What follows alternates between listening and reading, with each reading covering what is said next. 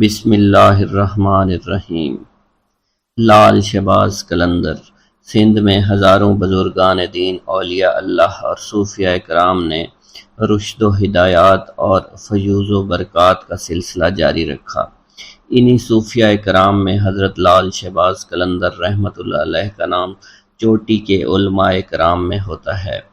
پیارے دوستو، روایت میں آتا ہے کہ حضرت لال شہباز قلندر رحمۃ اللہ علیہ نے ظاہری علوم کی تکمیل کے بعد تصوف و معرفت کے علوم حاصل کرنے کے لیے مروان سے سبزوار کا سفر طے کیا اور وہاں سید ابراہیم ولی، جو کہ حضرت امام موسیٰ کاظم رحمۃ اللہ علیہ کی اولاد میں سے تھے، ان کی خدمت میں رہ کر آپ نے معرفت کے اعلیٰ منازل طے کیے۔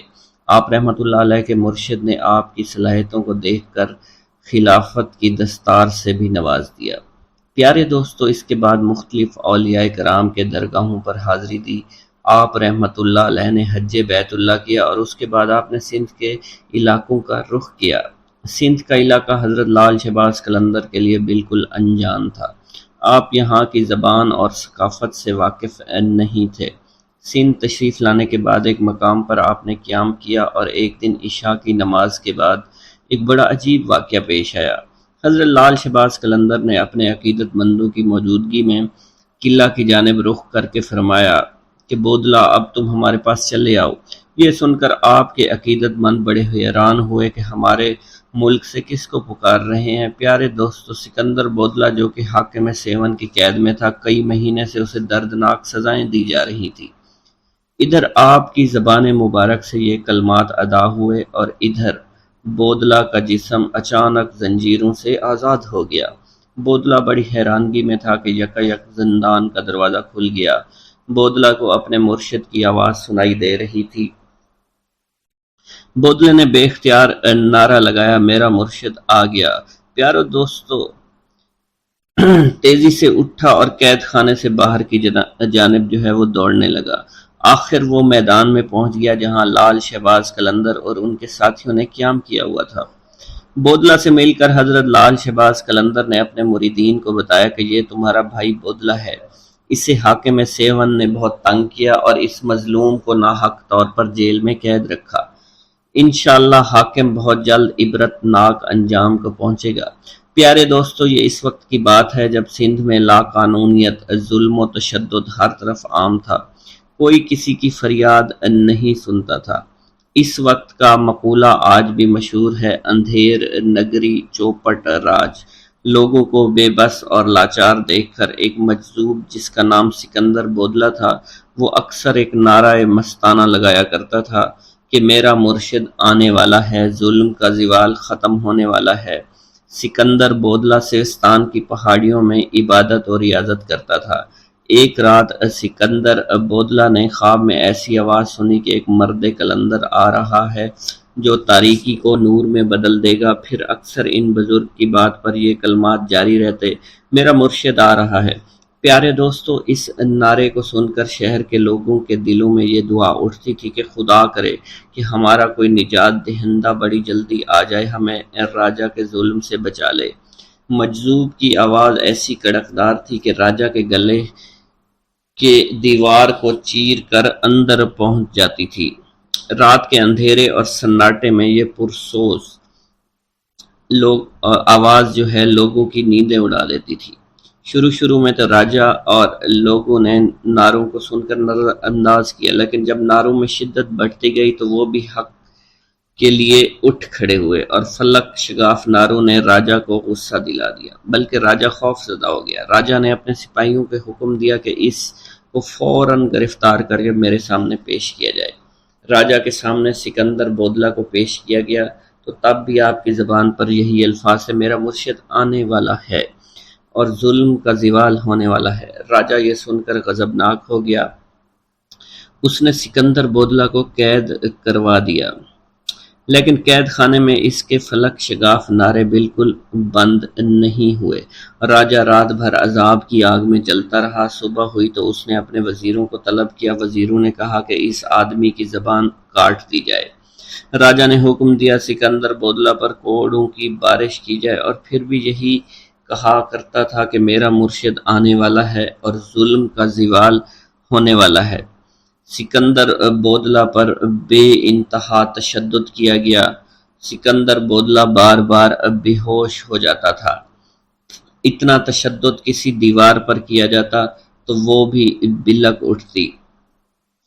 راجا نے دیکھا دیوانہ سکندر بودلہ کڑے پہننے کے بعد جو کہ نہایت آسانی کے ساتھ ان کے پاس پہنچ چکا ہے، تو اس نے اپنے علاقے کو جادوگروں کو طلب کر کے انہیں حکم دیا کہ تم جا کر حضرت لال شہباز قلندر کا مقابلہ کرو۔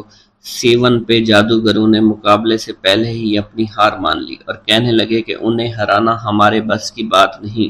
البتہ جادوگروں نے راجا کو مشورہ دیا اگر کسی طرح مسلمان درویش کے پیٹ میں حرام غذا داخل کی جائے تو اس کی ساری روحانی طاقت اور شکتیاں ضائع ہو جائیں گی، پھر ہمارے جادو کی طاقت اس پر غالب آ جائے گی۔ راجا نے ایک روز اس سے حرام جانور کا گوشت پکایا اور پکوان سجا کر مسلمان درویش حضرت لال شہباز قلندر کی خدمت میں بھجوا دیا۔ جب یہ پکوان حضرت لال شہباز کی خدمت میں پیش کیا گیا تو کھانا دیکھتے ہی قلندر رحمت اللہ علیہ کا چہرہ بالکل بدل گیا۔ آپ نے حکم دیا اس پکوان کو اٹھا دیا جائے، اور آپ رحمت اللہ علیہ فرمانے لگے ہمارا خیال تھا کہ وہ کافر راجہ اتنی نشانیاں دیکھنے کے بعد ایمان لے آئے گا، مگر جس کی تقدیر میں ہلاکت بربادی لکھی جا چکی ہو اسے اللہ کے سوا کوئی نہیں ٹال سکتا۔ آپ کے اس عمل سے لرزہ طاری ہو گیا اور پھر دوسرے ہی لمحے زمین لرزنے لگی۔ 7 شدید زلزلے کی لپیٹ میں آ گیا۔ زمین نے 2-3 کروٹیں لی اور طاقت اور اقتدار کا سارا کھیل اچانک ہی ختم ہو گیا۔ ادھر لال شہباز قلندر کے سامنے کھانے کا خوان الٹا پڑا تھا، ادھر حاکم 7 کے قلعے کی بنیادیں الٹ چکی تھی۔ پیارے دوستو، اسی طرح ایک اور روایت میں آتا ہے کہ ایک مجذوب حضرت لال شہباز قلندر کا دیوانہ تھا۔ اس کو ساری دنیا میں حضرت لال شہباز قلندر سے زیادہ کوئی بھی پیار نہیں کرتا تھا۔ بادشاہ اس وقت اس بات سے جلتا تھا کہ میرے خلافت حضرت لال شہباز قلندر کے حق میں نعرے لگانے والا یہ کون ہے۔ اس نے اسے آدمی کو اپنے پاس بلوایا اور اسے حکم دیا کہ کیا تم ہی نعرے لگاتے پھرتے ہو؟ راجہ چوپٹ کو اس مجذوب نے جواب دیا، ہاں میں ہی نعرے لگاتا ہوں، میرا مرشد لال شہباز قلندر ہے۔ یہ کہہ کر اس مجذوب آدمی نے دوبارہ دیوانہ وار اونچی اونچی آواز میں نعرے لگانا شروع کر دیا۔ راجہ چوپٹ نے پوچھا تمہارا نام کیا ہے؟ اس نے کہا میرا نام سکندر بودلہ ہے۔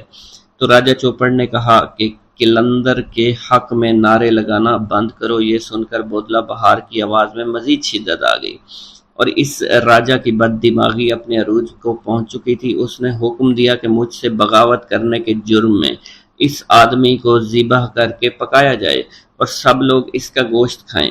بادشاہ کا حکم ملتے ہی اس کے سپاہیوں نے سکندر کو جلا کر قتل کر دیا اور ایک بڑے دیگچے میں ان کا گوشت پکایا گیا اور سب لوگوں نے وہ گوشت کھا لیا۔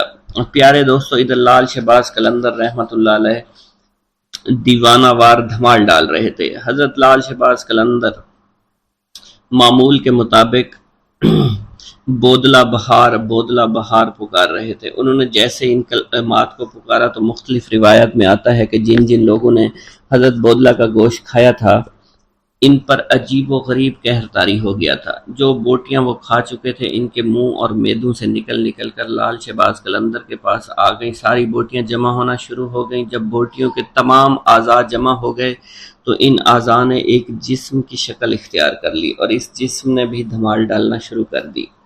تھوڑی دیر کے بعد وہ جسم دوبارہ ٹکڑے ٹکڑے ہو گیا۔ پیارے دوستو، یہ منظر دیکھ کر راجہ گھبرا گیا تو لال شہباز قلندر نے چوپٹ راجہ سے پوچھا تو نے میرے مرید کو شہید کیوں کیا؟ تو نے ایسا کام کیوں کیا؟ تو راجہ نے گھبراتے ہوئے بولا کہ اس آدمی کو میں نے اس لیے قتل کروایا ہے کیونکہ میرے قلعے کی دیوار میں ایک کھڑکی ہے جہاں اکثر میری بیٹی بیٹھا کرتی ہے، وہ اپنے بالوں کو سنوارتی ہے، اس کے بالکل سامنے یہ آدمی رہتا تھا۔ یہ میری بیٹی کا عاشق ہو گیا، مجھے علم ہوا تو میں نے رسوائی سے بچنے کے لیے اس آدمی کا قتل کرا دیا۔ پیارے دوستو، یہ سن کر لال شہباز قلندر نے راجہ سے کہا تمہیں اس کا خمیازہ بھگتنا پڑے گا، مگر راجہ لال شہباز قلندر کو دھمکاتے ڈراتے اپنے محل کی جانب چلا گیا۔ پھر لال شہباز قلندر نے اپنے مرید کی یاد میں بے تحاشا روئے۔ آپ نے راجہ چوپٹ کو بد دعا دی، جس سے راجہ کا کلٹ ہمیشہ کے لیے الٹ گیا۔ حضرت لال شہباز قلندر کا ملتان میں قیام۔ ملتان میں قیام کے دوران چونکہ ماہ رمضان کا مہینہ تھا تو ایک جگہ افطاری کا وقت قریب ہو گیا۔ سب نے مشورہ کیا کہ افطاری اسی جگہ پر کی جائے۔ چونکہ افطاری میں کافی وقت تھا تو آپ کے ساتھیوں میں سے کوئی پانی لینے کے لیے چلا گیا، کوئی جنگل میں لکڑیاں اکٹھی کرنے کے لیے چلا گیا۔ تھوڑی سی گندم آپ کے پاس موجود تھی جو حضرت لال شہباز قلندر رحمۃ اللہ علیہ نے پسوانے کے لیے رکھی ہوئی تھی۔ آپ اس گندم کو لے کر روانہ ہوئے۔ اس دور میں روایت کے مطابق یہ تھا کہ گھریلو عورتیں معاوضہ لینے کے بدلے میں گھر کی چکی میں گندم پیس دیا کرتی تھی۔ حضرت لال شہباز قلندر اس مقصد کے تحت ایک گھر کے قریب پہنچے جہاں پر آپ نے دیکھا ایک عورت اپنے گھر میں گندم پیس رہی تھی۔ اس عورت نے جب لال شہباز قلندر کو دیکھا تو وہ آپ کے حسن و جمال پر مائل ہو گئی، آپ پر دیوانہ وار عاشق ہو گئی۔ حالانکہ وہ عورت شادی شدہ تھی مگر پھر بھی اس کی نیت میں فطور آ گیا۔ وہ وہاں سے اٹھی، دروازے پر آ کر آپ سے پوچھنے لگی، آپ کس مقصد کے تحت میرے دروازے پر کھڑے ہیں؟ آپ نے اپنی گندم اس عورت کے حوالے کر دی اور کہنے لگے کہ میں آپ سے یہ گندم پسوانا چاہتا ہوں۔ وہ عورت گندم لے کر اپنے صحن میں واپس آ گئی اور گندم پیسنے لگی، لیکن اس عورت کی نیت بہت خراب تھی۔ اس نے گندم پیستے وقت لال شہباز قلندر کی طرف دیکھنا شروع کیا اور مسکرا کر بار بار آپ کی طرف متوجہ ہونے لگی۔ پیارے دوستو، یہ دیکھ کر حضرت لال شہباز قلندر نے عورت کی طرف کوئی توجہ نہیں دی اور سر جھکا کر آپ کے اللہ تعالیٰ کے ذکر میں مشغول ہو گئے۔ عورت بدستور للچائی نظروں سے آپ کی جانب دیکھتی رہی۔ اس کے ضبط کا بندھن اب ٹوٹ چکا تھا۔ لال شہباز قلندر عورت کی اس بری نیت کو دیکھ کر اٹھے، گندم وہیں چھوڑ کر گھر سے باہر جانے لگے۔ وہ عورت چونکہ بدکار تھی فوراً ہی سمجھ گئی کہ یہ درویش اب ہاتھ سے نکلنے والا ہے۔ چنانچہ اس نے آگے بڑھ کر آپ کا دامن پکڑ لیا اور زبردستی کرتے ہوئے آپ سے کہنے لگی، اگر آپ نے میری بات نہ مانی تو میں شور مچا دوں گی اور الزام لگا دوں گی۔ حضرت لال شہباز قلندر رحمۃ اللہ علیہ نے اس عورت کو سمجھاتے ہوئے کہا کہ تم ایک شادی شدہ عورت ہو، تمہارے لیے اپنے شوہر کے علاوہ کسی غیر مرد کی طرف بری نگاہ سے دیکھنا بھی بالکل حرام ہے۔ میں اس وقت روزے سے ہوں، مجھے تنگ نہ کرو، مجھے گناہ کی طرف رغبت مت دلاؤ۔ پیارے دوستو، آپ اس عزم کے ساتھ اس عورت سے بات کر رہے تھے اور اسے گناہ سے بچنے کی تلقین فرما رہے تھے، لیکن اس عورت پر شیطان پوری طرح سے غالب تھا، ہوس میں بالکل اندھی ہو چکی تھی۔ اس نے جب دیکھا کہ آپ کسی طرح اس کے قابو میں نہیں آ رہے تو اس نے غصے میں آ کر چور چور کا شور مچانا شروع کر دیا۔ پیارے دوستو، عورت کا شور سن کر ارد گرد کے گھروں سے لوگ دوڑتے چلے آئے، مجمع لگ گیا، سب لوگ اس سے پوچھنے لگے، بی بی کیا ہوا؟ عورت نے انہیں سارا واقعہ بیان کر دیا۔ چنانچہ لوگ دونوں کو لے کر شہر کے قاضی کے پاس پہنچ گئے۔ وہاں قاضی نے عورت سے ساری صورتحال پوچھی تو عورت نے وہی بات بتائی جو اس نے اپنے محلے داروں کو بتائی تھی۔ قاضی حضرت لال شہباز قلندر کی طرف متوجہ ہوا تو اس نے آپ کی طرف دیکھا تو اس پر عجیب قسم کا رعب اور دبدبہ طاری ہو چکا تھا۔ اس نے محسوس کیا کہ یہ کوئی نیک انسان ہے۔ آپ کے چہرے سے شرافت ٹپک رہی تھی، اس لیے قاضی نے بڑے مؤدبانہ انداز سے کہا، اے آدمی، اس عورت نے تم پر بڑا ہی گھناؤنا الزام لگایا ہے، تم اس کے جواب میں کیا کہنا چاہتے ہو؟ یہ الزام ایسا ہے کہ سوائے گواہ پیش کرنے کے کوئی صورت نہیں آتی۔ تب حضرت لال شہباز قلندر رحمۃ اللہ علیہ نے بڑے اعتماد اور تسلی سے جواب دیا، اے قاضی، اللہ نقائص سے پاک ہے اور اللہ ہی کی ذات ہے، کسی کے عیب کو ظاہر کرنا کوئی اچھی بات نہیں۔ اگر اس بات پر اصرار کرتے ہیں کہ میں اپنی صفائی میں گواہی پیش کروں تو میرا گواہ اس عورت کا شیرخوار بچہ ہے جو اس وقت جھولے میں لیٹا ہوا ہے اور وہاں پر سب کچھ دیکھ رہا تھا۔ تمام لوگ آپ کی یہ بات سن کر حیران ہوئے۔ قاضی کہنے لگے کہ یہ کیسے ممکن ہے، ایک شیرخوار بچہ گواہی دے گا؟ یہ تو ابھی بول بھی نہیں سکتا۔ آپ قاضی کی بات سن کر فرمانے لگے، جہاں تک اس بچے کے کلام کی بات ہے تو اس بچے سے وہی کلام کرائے گا جس نے بچپن میں حضرت عیسیٰ علیہ السلام سے کلام کرایا تھا۔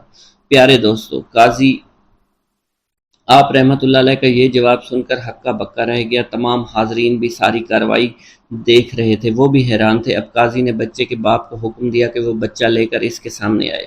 چنانچہ لال شہباز قلندر نے بچے کو دیکھ کر اس سے مخاطب کرتے ہوئے کہا اور فرمانے لگے، اے معصوم بچے، وہ ذات باری تعالیٰ جس نے حضرت عیسیٰ علیہ السلام کو کلام کرنے کی قوت عطا فرمائی تھی، تم اس وحدہ لا شریک کو حاضر و ناظر جان کر گواہی دو کہ جس وقت میں تمہارے گھر میں موجود تھا تو تم نے اس وقت اپنی آنکھوں سے کیا دیکھا تھا اور ہمارے درمیان کیا گفتگو ہوئی تھی۔ پیارے دوستو، اللہ کی قدرت کاملہ اور لال شہباز قلندر کی کرامت ملاحظہ فرمائیے کہ وہ شیر خوار بچہ اپنے باپ کی گود میں سے بولا، اس نے جو کہا اور جو کچھ بھی کیا ہے یہ نیک آدمی کہہ رہا ہے بالکل سچ ہے، اور یہ میری ماں جھوٹ بول رہی ہے، میری ماں جھوٹی ہے، اصل خطا کار میری ماں ہے۔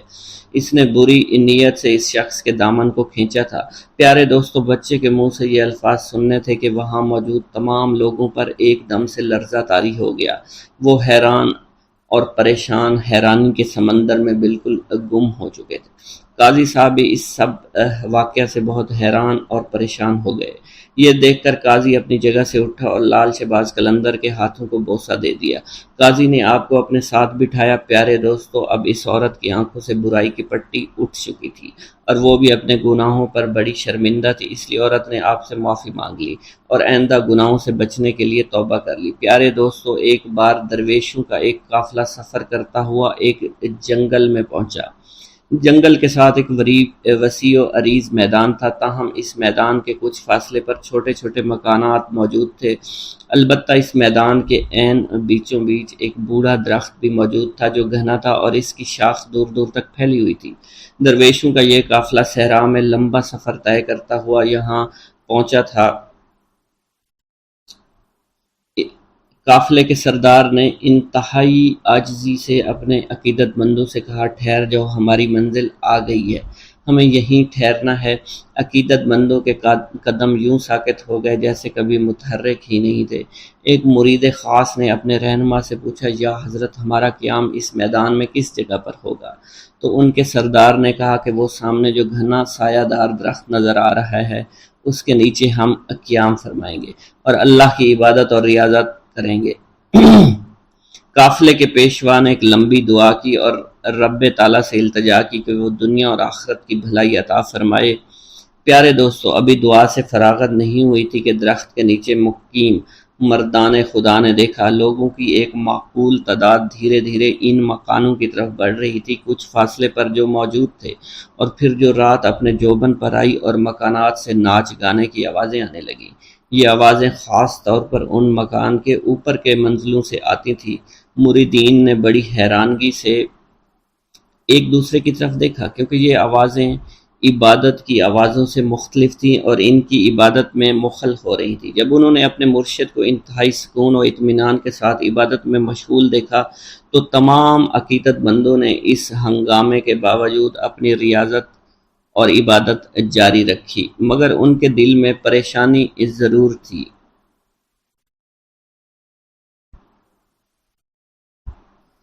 آدھی رات کے بعد سب آہستہ آہستہ واپس جانے لگے، شور شرابہ تھم گیا، ناچ گانے کی آوازیں دم توڑ گئیں۔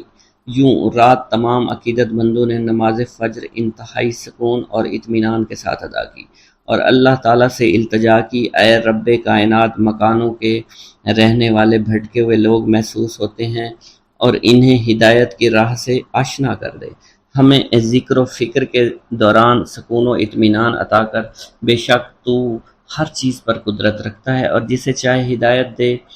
فیض یاب کرنا تیرا ہی کام ہے اور تیری مرضی اور تیری منشا کے بغیر کسی کو ہدایت مل ہی نہیں سکتی۔ پیارے دوستو، جب سورج نے اپنی حرارت سے زمین کو گرمانا شروع کیا تو ان مکانوں کے مکین باہر نکلنا شروع ہوئے۔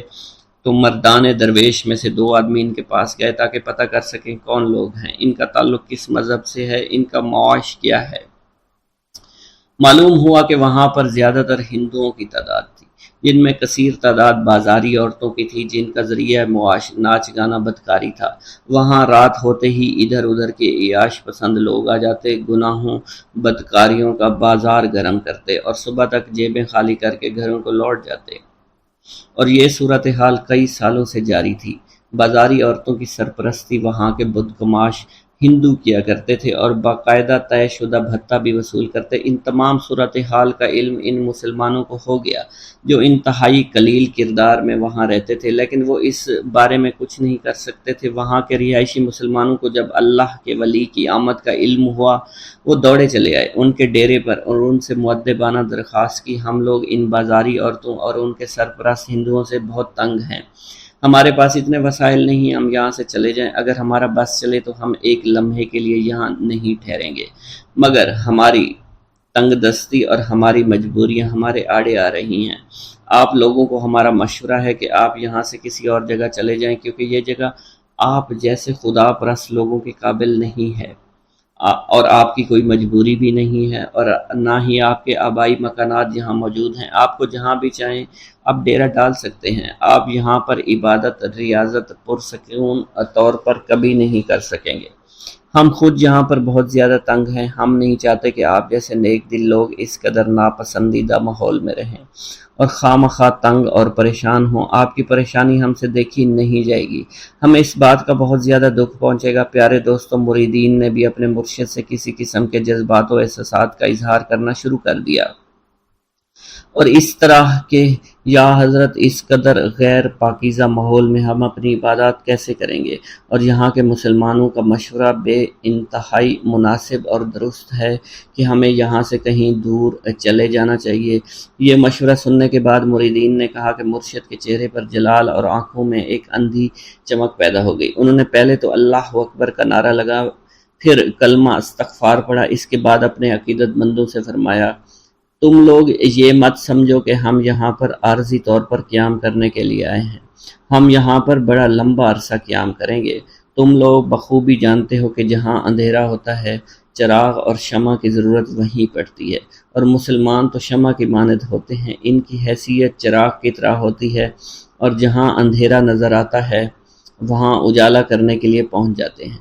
ان بھٹکے ہوئے لوگوں کو خدا کی راہ پر لانا ہمارا اولین فرض ہے۔ ہم یہاں کے لوگوں کو ناپاکی سے دور کر کے دم لیں گے، بگڑے ہوئے مردوں عورتوں کی اصلاح کریں گے، اللہ تعالیٰ کی مدد سے اس علاقے کی تمام تر گمراہی کو دور کریں گے۔ وہ دن ضرور آئے گا جب یہاں پاکیزگی کی خوشبو چاروں طرف پھیل جائے گی، وحدانیت کا نور پھیلے گا اور تمام قسم کی خرافات کا قلع کما ہو جائے گا۔ پیارے دوستو، آپ کے بتاتے چلیں کہ ان مرشد کا نام حضرت لال شہباز قلندر تھا، اور وہ سندھ کی دھرتی پر تشریف لائے تھے، اور انہوں نے سندھ کی دھرتی کو تمام برائیوں سے پاک کیا اور اللہ تعالیٰ کی وحدانیت کا نور ہر جگہ پھیلا دیا۔ سلسلہ رشد و ہدایت۔ لب جوہر سے نکلنے لگے نغمات درود، آئینہ تجھ کو جو دیکھے تو ثناخواں ہو جائے۔ حضرت لال شہباز قلندر نے سندھ میں آ کر یہاں کے عوام کی روحانی اور اخلاقی اصلاح کی، اصلاحی تبلیغی مشاغل جاری کیے، لیکن تاریخ پر تاریکی کے گہرے پردے پڑنے ہونے کی وجہ سے اس تفصیل سے آگاہ نہیں کیا گیا۔ آپ کا ایک کارنامہ تو یہ تھا کہ آپ کی آمد سے فاحشہ عورتوں نے فحاشی سے توبہ کر لی، اور آپ نے اپنے معتقدوں کو سیون کو آباد کرنے اور یہاں کاشتکاری کرنے کا حکم دیا، جس سے یہ اندازہ ہوتا ہے کہ آپ کی تعلیمات میں محنت اور کسب حلال کا عنصر تھا۔ آپ نے تارک دنیا ہونے کی بجائے اپنی قوت بازو سے محنت کر کے روزی کمانے کو ترجیح دی۔ حضرت لال شہباز قلندر نے نہ صرف عوام کی روحانی اصلاح کے لیے کوشش کی بلکہ عوام کی اقتصادی اصلاح پر بھی بھرپور توجہ دی۔ آپ کا تبلیغی و اصلاحی کام صرف سیون تک ہی محدود نہیں تھا بلکہ آپ میں جگہ جگہ گھومے۔ حضرت لال شہباز قلندر حضرت بہاؤالدین زکریا ملتانی، حضرت بابا فرید الدین مسعود گنج شکر اور حضرت سید جلال الدین سرخ بخاری سندھ میں بہت گھومے پھرے، لوگوں کو دین اسلام کی تعلیمات سے آگاہ کیا۔ حضرت لال شہباز قلندر کے سندھ میں گھومنے اور تبلیغ اسلام کے سلسلے میں لکھا گیا ہے، رکن پور حضرت شیخ رکن الدین ملتانی کے نام پر ایک گاؤں ہے۔ یہاں سومرو ذات کے ایک شیخ ریحان رہتے تھے۔ شیخ رکن الدین ان کی زیارت کے لیے یہاں تشریف لائے اور اسی نسبت سے اسے رکن پور کہا جانے لگا۔ شیخ ریحان کا اصلی نام چنیسر تھا۔ کہا جاتا ہے اتفاق سے کسی وقت شیخ رکن الدین اور حضرت لال شہباز قلندر وہاں آ نکلے۔ آپ سے ملاقات کی، آپ کو شہد، روٹی اور دودھ کی فرمائش کی، جو آپ نے پوری کر دی۔ حضرت لال شہباز قلندر شیخ ریحان کے فرزند شیخ دودو کی شہادت کے بعد فاتحہ خوانی کے لیے بھی گئے تھے۔ اگر یہ دونوں روایتیں درست ہیں، لال شہباز قلندر شیخ ریحان سے ملے تھے اور گئے تھے، تو یہ صحیح نہیں کہ شیخ رکن الدین ملتانی کی بھی شیخ ریحان سے ملاقات ہوئی تھی، کیونکہ شیخ رکن الدین حضرت بہاؤالدین زکریا کے پوتے تھے اور حضرت لال شہباز قلندر کے بہت بعد پیدا ہوئے تھے۔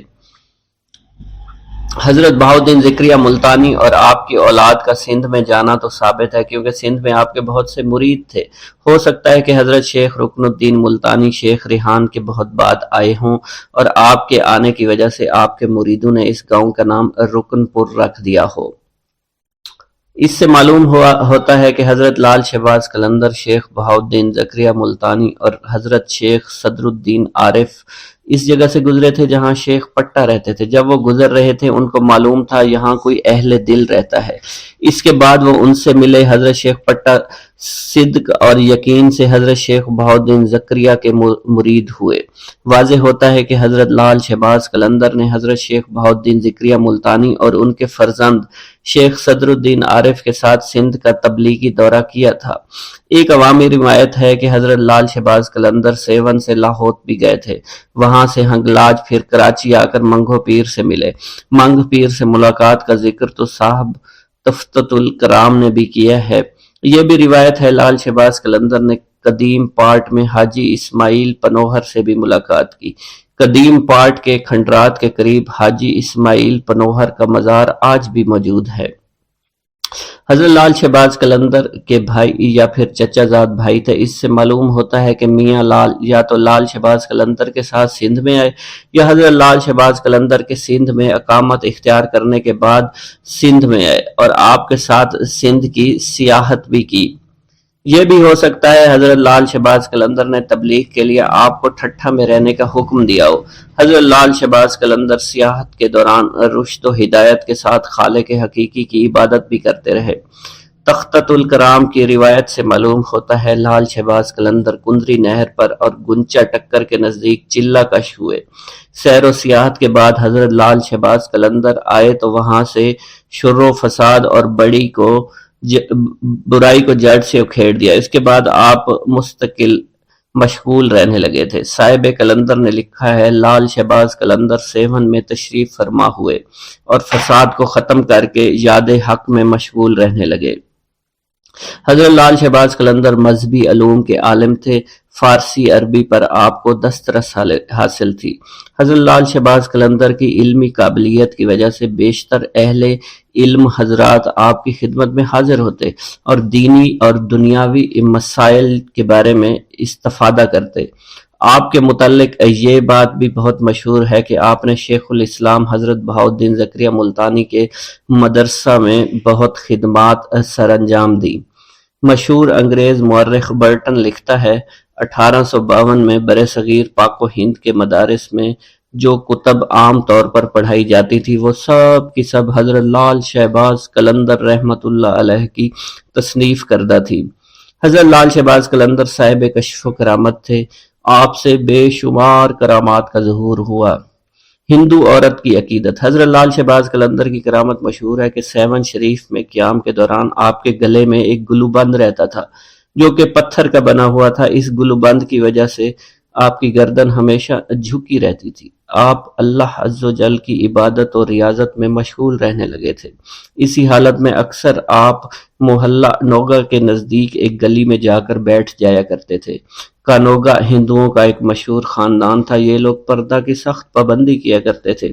ان کی عورتوں کو اگر کہیں جانا ہوتا تو وہ ڈولی میں بیٹھ کر جایا کرتی تھی۔ حضرت لال شہباز قلندر جب اس گلی میں آ کر بیٹھتے تو وہ اس محلے کی ایک عورت چھپ کر کھڑکی سے آپ کو دیکھا کرتی تھی۔ آپ نے کبھی بھی اس عورت کی طرف نظر اٹھا کر نہیں دیکھا، چونکہ آپ کے گلے میں گلو بند رہتا تھا، اس لیے آپ اپنا چہرہ اٹھا کر کسی طرف نہیں دیکھا کرتے تھے۔ ایسی حالت میں وہ عورت بھی آپ کے چہرے کی زیارت نہیں کر سکتی تھی۔ یہ سلسلہ کافی عرصہ تک چلتا رہا۔ وہ عورت آپ کے دیدار پر قادر نہ آ سکی۔ آخر ایک دن اس قدر بےتاب ہوئی، کھڑکی سے چھلانگ لگا دی، آپ کے قدموں میں آ کر گر پڑی۔ اس نے آپ کے چہرہ دیکھا، اس کی روح قفس ارسری سے پرواز کر گئی۔ اس بات کی خبر پورے محلہ میں پھیل گئی۔ لوگ بھاگتے ہوئے آئے تاکہ اس عورت کی لاش کو اٹھا کر لے جائے۔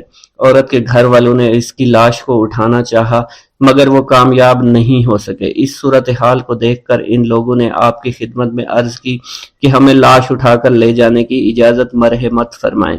حضرت لال شہباز قلندر نے فرمایا، اگر تم سچے دل سے نیت کے ساتھ اس کو اٹھاؤ، تم اس کو جلانے کی بجائے دفن کرو تو پھر تمہیں اس کو اٹھانے کی اجازت دوں گا، ورنہ نہیں۔ ان لوگوں نے آپ سے وعدہ کیا وہ عورت کو دفن کریں گے۔ چنانچہ اب انہوں نے لاش کو اٹھانا چاہا تو وہ اٹھائی گئی۔ پھر انہوں نے اسے اسلامی اصولوں کے مطابق اسی محلہ میں بڑے دروازے کے نزدیک دفن کر دیا۔ اب بھی اس کا مزار وہاں موجود ہے، اور حضرت لال شہباز قلندر کا عرس مبارک ہوتا ہے تو وہاں آپ کی مہندی اٹھائی جاتی ہے اور بڑی دھوم دھام سے اس کو لے کر آپ کی درگاہ شریف پر لایا جاتا ہے۔